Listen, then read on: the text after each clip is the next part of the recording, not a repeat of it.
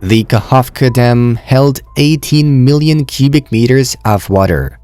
After the dam was blown up, hundreds of thousands of tons of water fell down. Fortunately, the dam itself survived despite the destruction of its upper part, although there was a risk that it could have been washed away after the detonation.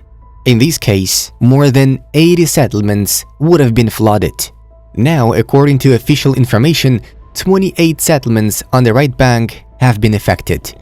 There is no certain information about the left bank. We can only say that things are much worse there. This is what the largest man-made technological disaster in recent decades looks like in reality. This is Kherson. After the Russians blew up the Kakhovka hydroelectric power plant, water continues to flow into the city. In some areas, its level has risen up to 10 meters. Today, we are here to film the consequences of another terrible war crime by Russian fascists. Almost immediately, 150 tons of machine oil got into the water. But this is only a small part of the problem. Hundreds of thousands of tons of soil will be washed into the sea. There is also toxic sludge that has accumulated at the bottom of the Kahovka reservoir. These are sediments of chemicals, heavy metals, and other pollutants. In addition, due to the flow of fresh waters into the salty waters of the Black Sea, its fauna will also die, as well as the flora and fauna of the Kherson region. The Russians have destroyed an entire landscape complex. Tens of thousands of hectares of the south will turn into a desert.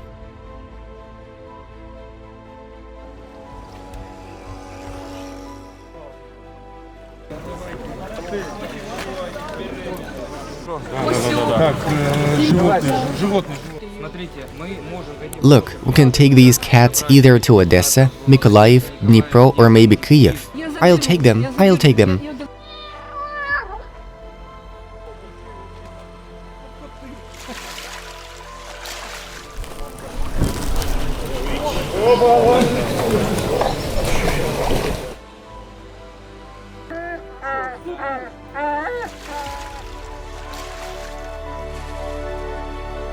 To leave the house, I had to take off my clothes because the first floor was completely underwater. When I came out, the water was this high. When I was getting into the boat, I had to grab the so-called canopy over the entrance and pull myself up like this. And then I got into the boat like that. How many people stay in their homes? Well, almost everyone left our building. We have a 5-story building with 6 entrances, so there are 100 apartments. 2 or 3 people stayed on principle, refusing to leave. Well, by the way, I also wanted to stay because I had food for the first period of time, but then I thought, no.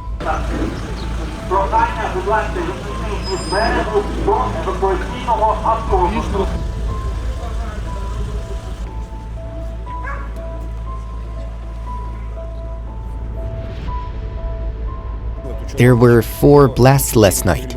So powerful, just right around here somewhere. And despite the fact that I was in my room with the windows closed, I heard the sound. A few seconds and then another. This whistle, I could hear it all. And there were blasts somewhere. Now I don't know where exactly, I can say. Well, I was extremely impressed. Moreover, it was very similar to mortars, I think. We already know what a mortar sounds like and what an artillery shell sounds like. Well, something like this. They are still trying. We just hope that this incident will somehow affect them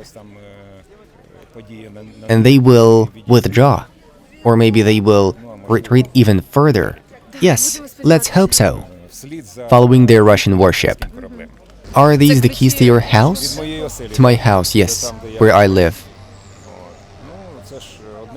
That's one of the main things you have to take with you.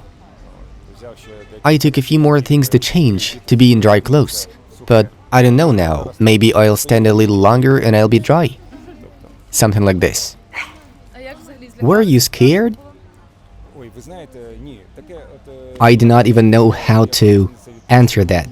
There are such things as comfort and discomfort.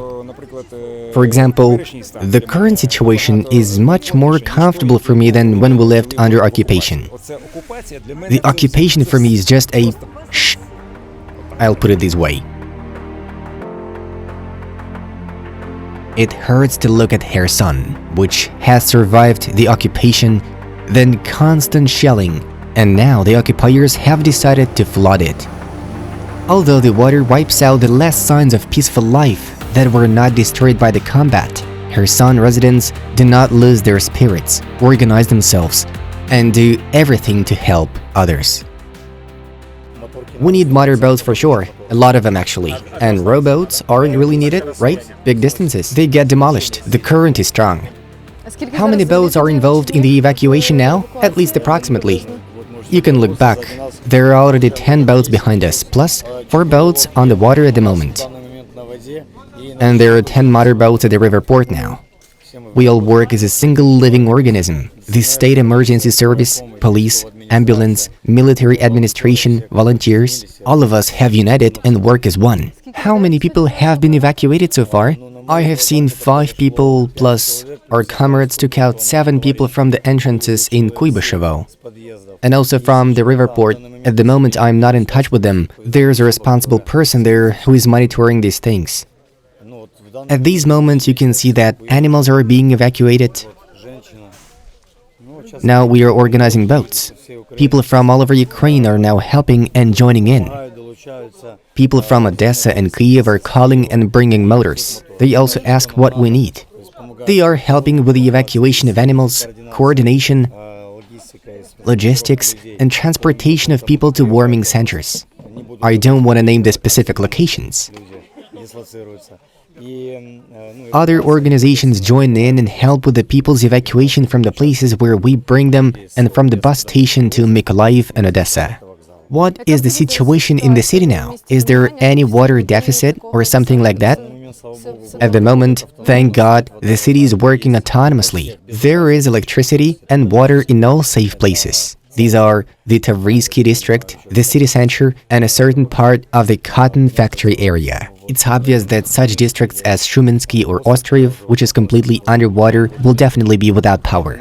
And actually this simplifies our work for the state emergency service, volunteers, and rescuers. It allows us to avoid any force majeure with electricity. And how is the evacuation happening? Are people calling you, the hotline, or what? The evacuation started yesterday. I received a call from my comrade Serhiy Tarasenko from the Civil Defense Military Administration. He gave us lists of people with limited mobility from the Ostrov microdistrict. We took social workers and other people. First, we gathered groups of people with limited mobility, and then people who could get in the buses. People didn't take it seriously at first, like, "Man, relax, calm down, everything will be fine, it's just a puddle." 2 hours later, the military did not allow volunteers, only professionals. Representatives of the state emergency service were working there, because the current was very strong, and the specialists had to be skilled. Basically, the peak is over, isn't it? I noticed that, as long as we've been standing here, I've been monitoring where the water was. The water is no longer rising. It's not going down, but it's not going up either. And there are people sitting there who need help. The situation is complicated. People are stressed. Animals are stressed. You need to be able to react properly in such an extraordinary situation. We are now on the edge of Suvorov and Korabelny district of Kherson. Local residents are being evacuated from here. Rescuers, together with police and volunteers, are taking people out on floating boats. And actually, the military is already pushing us out of here because we've received information that Russian saboteurs are disguised in civilian clothes and are moving around here as well. And this can be dangerous for both journalists and the military. So, we will move to another district.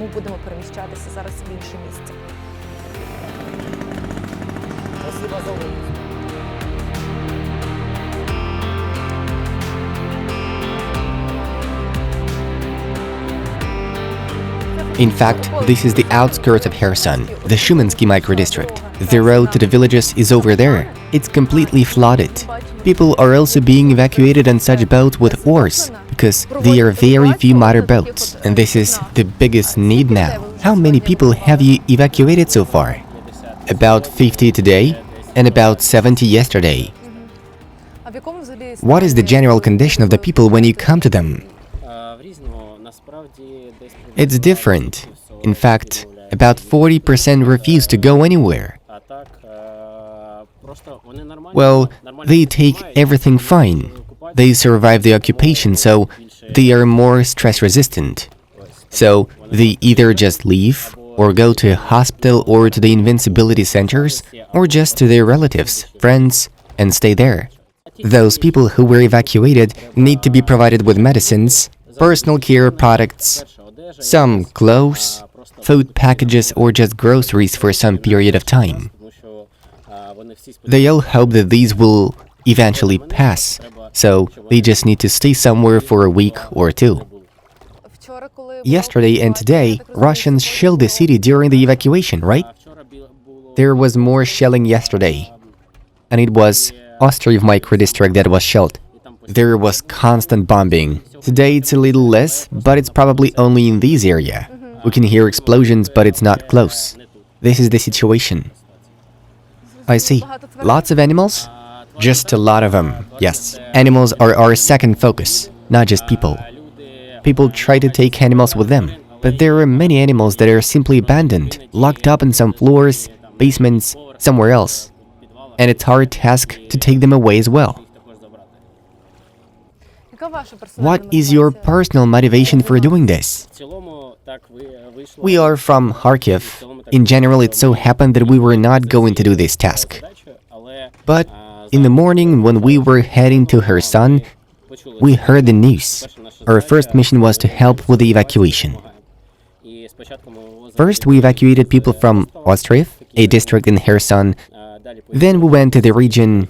Then we returned to the hospital where we evacuated people. And this morning, we are evacuating people here by boat. Just to help, because these are our people, Ukrainians.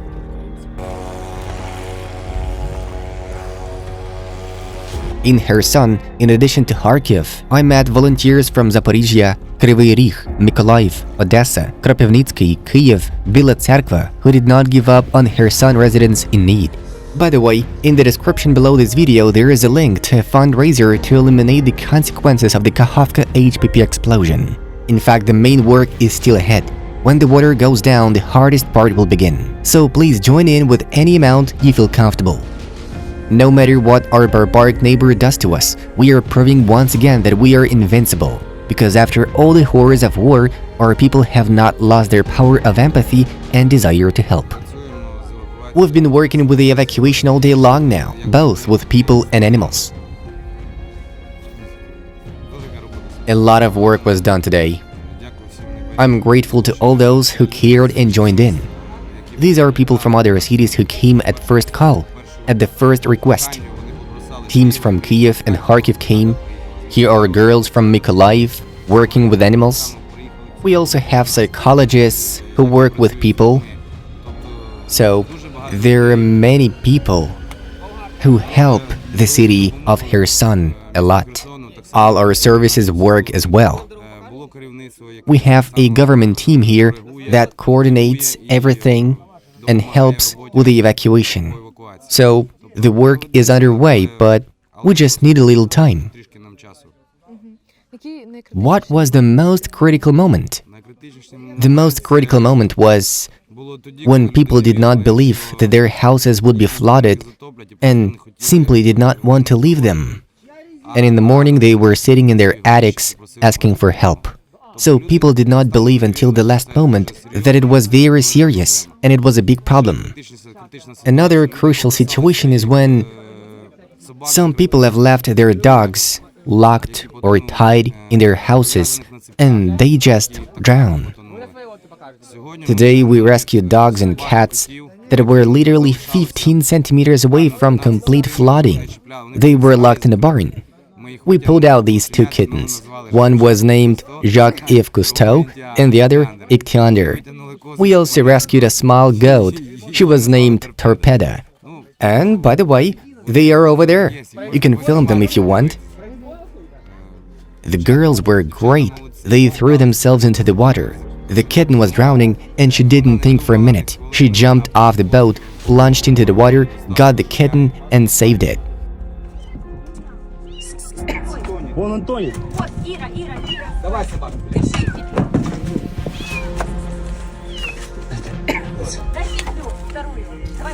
Тонет, тонет.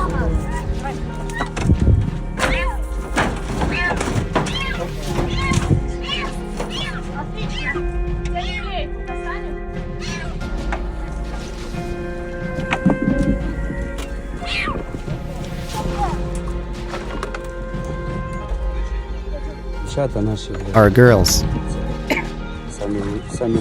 They are the best.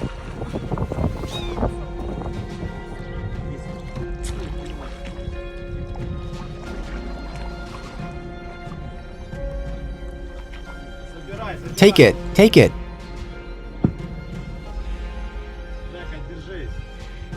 Жека, hold on. Come on. Good job. Okay, let's go home and have a meal. Иди сюда. Come here. Can I pet you? Are you a good doggy? That's all you need to know about our people. They evacuated the turtle.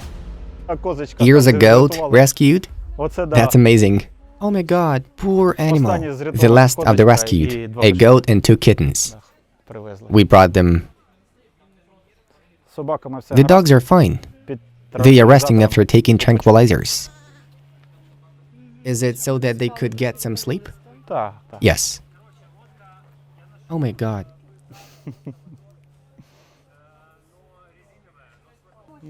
This is our big difference from the orcs. We save animals here, and they don't even want to save people there.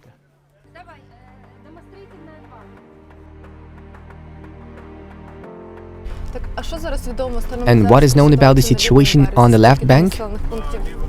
The situation on the left bank is just terrible. What we are most afraid of is that we receive a lot of reports from Aleshki.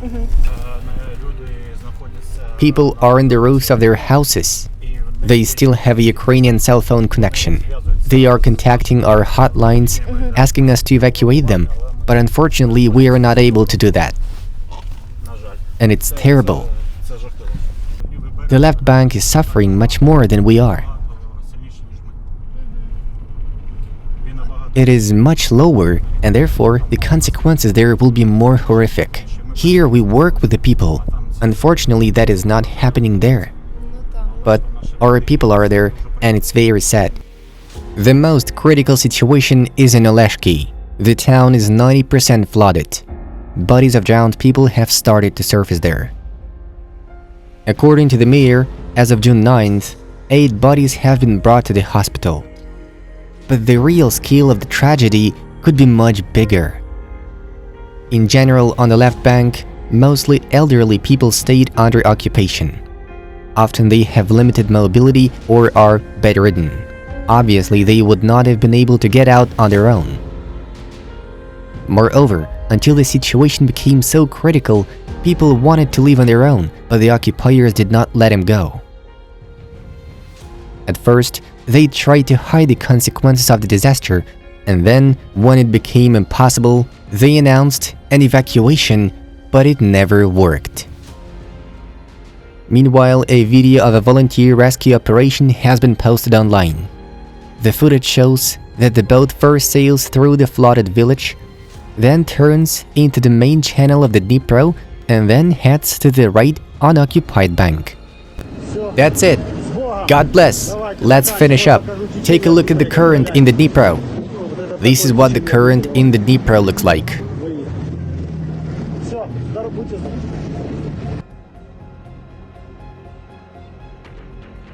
Three days after the explosion of the Kahovka HPP, the UN managed to agree on evacuation from the left bank. Russia has to give access, but so far, neither the UN mission nor the Red Cross mission has been deployed in the disaster area, although they should be the first to save lives.